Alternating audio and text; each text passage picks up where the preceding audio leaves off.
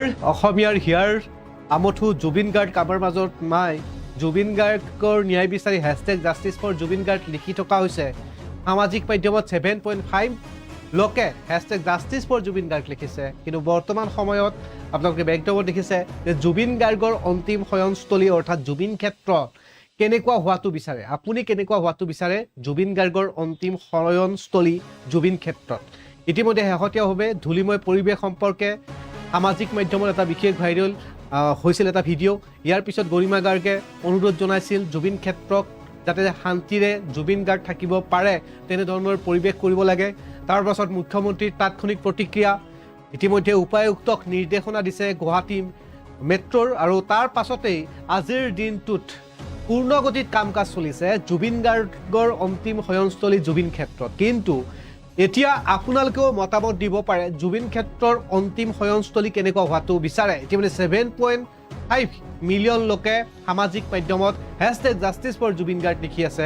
অৰ্থাৎ এই অনুৰাগীসকলে যদি এটকাকৈও জুবিন ক্ষেত্ৰৰ বাবে প্ৰদান কৰে তেতিয়াও জুবিন ক্ষেত্ৰৰ যি অৰ্থনৈতিকভাৱে জুবিন ক্ষেত্ৰত টকা কিমান লাভ কৰিব পাৰিব এই অংকটো আপোনালোকে কৰক। জুবিন ক্ষেত্ৰ কেতিয়াও পইচাৰ অভাৱত পৰি নাথাকে এই কথা প্ৰমাণ কৰি দিছে।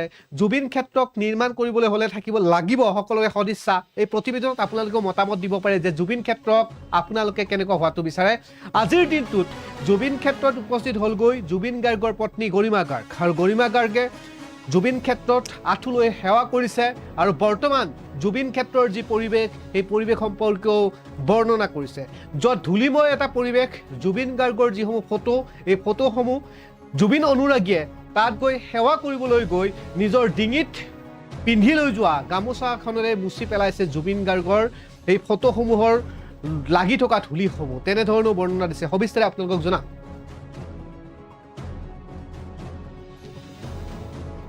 জুবিনৰ অন্তিম শয়নস্থান পৰিষ্কাৰ হৈ থাকক। জুবিন ক্ষেত্ৰ এখন উপাসনাস্থলী। পৰ্যটকস্থলীলৈ ৰূপান্তৰ হৈছে জুবিন ক্ষেত্ৰ। ৰাজ্য আৰু চৰকাৰক মিলি পৰিষ্কাৰ কৰি ৰাখিবলৈ আহ্বান। প্ৰশাসনে নোৱাৰিলে ৰাইজে হ'লেও ভালদৰে ৰাখিব লাগিব। জুবিন ক্ষেত্ৰত এনেধৰণে মন্তব্য কৰিলে জুবিন গাৰ্গৰ পত্নী গৰিমা গাৰ্গে।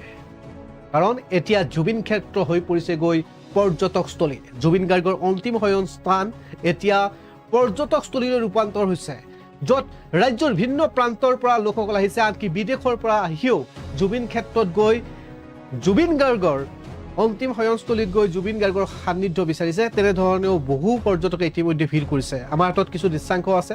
জুবিন গাৰ্গৰ পত্নী গৰিমা গাৰ্গে জুবিন ক্ষেত্ৰত গৈ কি ক'লে আজিৰ দিনটোত ৰাইজক অথবা প্ৰশাসনক অনুৰোধ জনাইছে যাতে স্থানখিনি অতি সুন্দৰ ৰূপত থাকক, পৰিষ্কাৰ হৈ থাকক।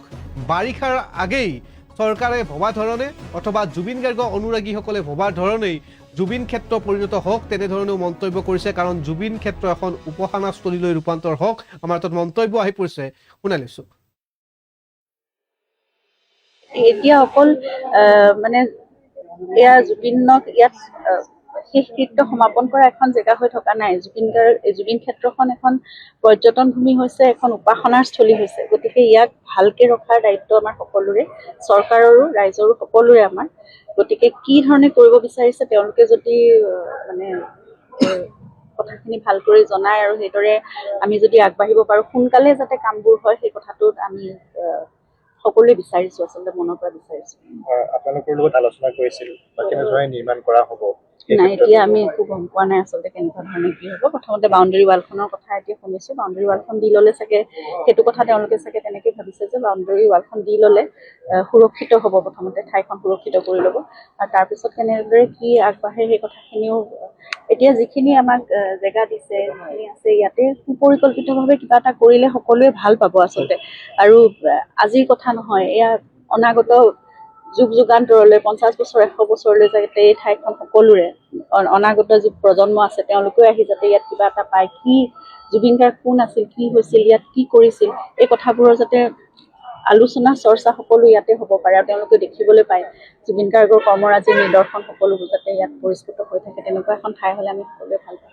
সকলোৰে অসমৰ সকলোৰে প্ৰাণে প্ৰাণে জুবিন আছে, জুবিন সদায় অমৰ হৈ থাকিব, তেওঁৰ সত্তা থাকিবই সদায়, এইটো কথা আমি আলোচনা কৰিবলগীয়া কথাই নহয়। তেওঁৰ সৃষ্টিৰাজি, তেওঁৰ কৰ্মৰাজি আমাৰ সকলোৰে দায়িত্ব, সেইখিনি সাধনাৰ চৰ্চা কৰি আমি আগুৱাই লৈ যাব লাগিব সদায়। গৱেষণাৰ বিষয় হওক সকলোৰে, সেইটোৱে কামনা কৰিছোঁ। আৰু তেওঁ যিমানখিনি কৈ থৈ গ'ল কথা, যিমানখিনি কৈ থৈ গ'ল, অসম প্ৰেম সকলোৱে জানে, অসমৰ প্ৰতি তেওঁৰ কি প্ৰেম আছিলে, কি কেনেকুৱা ধৰণে তেওঁ অসমক ভাল পাইছিলে আৰু অসমৰ কাৰণে কিমান কি তেওঁ কৰিবলৈ চেষ্টা কৰিছিলে, সকলোবোৰ এতিয়াও হৈ থাকক। তেওঁ আমাক সেইখিনি চেতনা, আমাৰ জ্ঞান আমাক দি থাকক, আমি সেইমতে গোটেই অসমবাসী আমি তেওঁৰ সেইখিনি সপোনখিনি পূৰা কৰিবলৈ আমি চেষ্টা কৰি আমি কাম কৰি গৈ থাকিম। সেইটোৱে আৰু আপোনালোক সকলোৰে সহায় সহযোগিতা লাগিব, সকলোৱে আমাৰ লগত থাকিব লাগিব। তাতকৈ ডাঙৰ কথা এতিয়া জুবিন গাৰ্গৰ লগত 19 ছেপ্টেম্বৰ তাৰিখটো কি হৈছিলে কিন্তু আমি কোনেও এতিয়াও নাজানো ভালদৰে। গতিকে সেই কথাবোৰ সম্পূৰ্ণ বিচাৰ প্ৰক্ৰিয়া চলি আছে, সেইবোৰ একদম খুব পানী নসৰকাকৈ বিচাৰটো হওক, খুব স্পষ্ট হওক, সকলো কথা ওলাই পৰক, সকলো কথা ফাদিল হওক, দোষীয়ে শাস্তি পাওক আৰু বিচাৰ প্ৰক্ৰিয়াটো একেবাৰে মানে যিমান চাফাকৈ হ'ব পাৰে তেনেকৈ হওক। কোনোৱে যাতে এতিয়াও জামিন পোৱাৰ কথা এইবোৰ এতিয়া তেওঁলোকে এইবোৰ যিখিনি অভিযুক্ত আছে সেইখিনিয়ে এতিয়া বেইল পিটিশ্যন দিছে, ডিschargeৰ পিটিশ্যন দিছে, কিবা কিবি কোৰ্টত চলি আছে।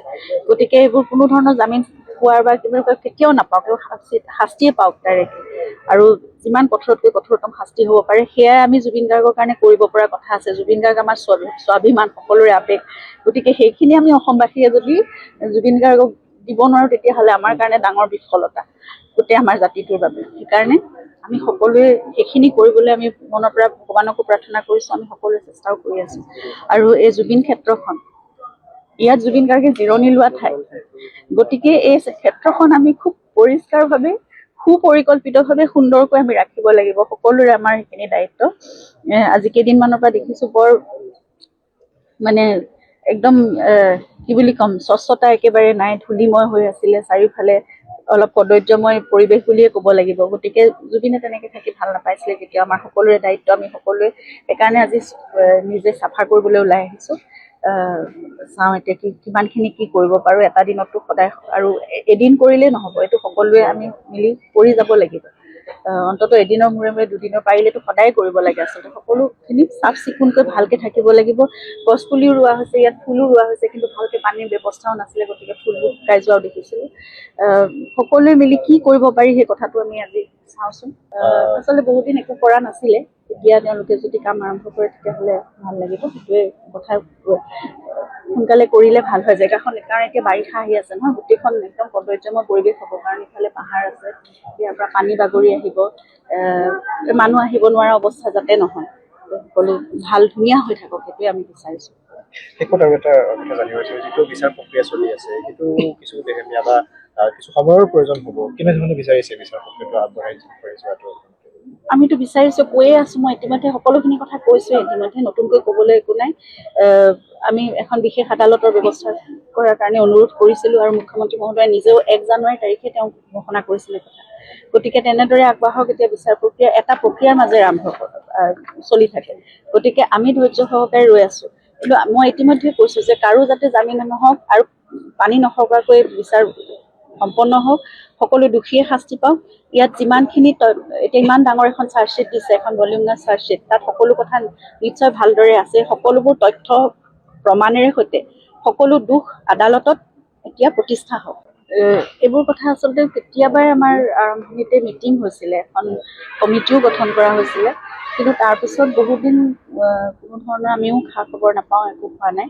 গতিকে যিখিনি কৰিব বিচৰা হৈছে সেই কথাখিনি সকলোৱে জানিলে ভাল, ৰাইজেও জানিব লাগে, বা চৰকাৰে কি পদক্ষেপ গ্ৰহণ কৰিব বিচাৰিছে। চাফ চিকুণকৈ ভালকৈ জুবিন ক্ষেত্ৰখন এখন এতিয়া অকল মানে এয়া জুবিনক ইয়াত শেষ কৃত্য সমাপন কৰা এখন জেগা হৈ থকা নাই। জুবিন ক্ষেত্ৰখন এখন পৰ্যটন ভূমি হৈছে, এখন উপাসনাৰ স্থলী হৈছে। গতিকে ইয়াক ভালকৈ ৰখাৰ দায়িত্ব আমাৰ সকলোৰে, চৰকাৰৰো, ৰাইজৰো, সকলোৰে আমাৰ। গতিকে কি ধৰণে কৰিব বিচাৰিছে তেওঁলোকে যদি মানে কথাখিনি ভালকৈ জনাই আৰু সেইদৰে আমি যদি আগবাঢ়িব পাৰোঁ, সোনকালে যাতে কামবোৰ হয় সেই কথাটোত আমি সকলোৱে বিচাৰিছোঁ, আচলতে মনৰ পৰা বিচাৰিছোঁ। আপোনালোকৰ লগত আলোচনা কৰিছিল বা কেনেধৰণে নিৰ্মাণ কৰা হ'ব?